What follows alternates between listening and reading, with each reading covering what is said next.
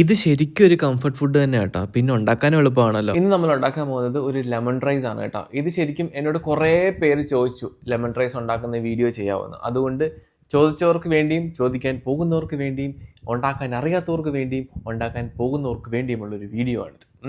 അപ്പോൾ അത് മാത്രമല്ല, രാത്രി ലെമൺ റൈസ് കഴിക്കാമല്ലോ, വേറെ ഒന്നും ഉണ്ടാക്കണ്ടല്ലോ. അപ്പം നമുക്ക് വേഗം ഉണ്ടാക്കിയാലോ. കുറച്ച് സൂര്യകാന്തി എണ്ണയിൽ കടുക് പൊട്ടിക്കുക, കടലപ്പരിപ്പ്, അണ്ടിപ്പരിപ്പ്, ഉഴുന്ന്, കപ്പലിൻ്റെ ഇഷ്ടമല്ലാത്തതുകൊണ്ട് കേട്ടോ അണ്ടിപ്പരിപ്പ് ചേർത്തത്. എന്നിട്ട് ഇതെല്ലാം ഒന്ന് മൂപ്പിച്ചെടുക്കുക. അതിനകത്തോട്ട് ഇഞ്ചി, സവാള, പച്ചമുളക്, വറ്റൽമുളക്, കറിവേപ്പില ഇട്ടൊന്ന് മൂപ്പിക്കുക.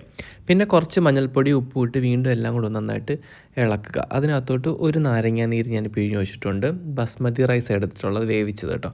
അത് വേവിച്ച് ഊറ്റിയതും ചേർത്ത് നന്നായിട്ട് ഇളക്കിയെടുക്കുക. പിന്നെ നമ്മൾ അതിനകത്തോട്ട് കായപ്പൊടി കുറച്ച് ചേർക്കുന്നുണ്ട് കേട്ടോ. കുറച്ച് കായപ്പൊടിയും കൂടി ഇങ്ങനെ ഒന്ന് തൂകിയതിന് ശേഷം വീണ്ടും ഒരു മീഡിയം ഫ്ലെയിമിലൊക്കെ ഇട്ട് നന്നായിട്ടൊന്ന് ഇളക്കി എടുക്കുകയാണെങ്കിൽ നമ്മുടെ ലെമൺ റൈസ് റെഡി ആയിട്ടുണ്ട്.